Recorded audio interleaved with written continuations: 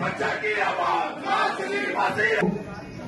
हम दिल की था गहराइयों से खुश भाई अहमद मोहसिन सईद साहब से कि वो तिलावत करें।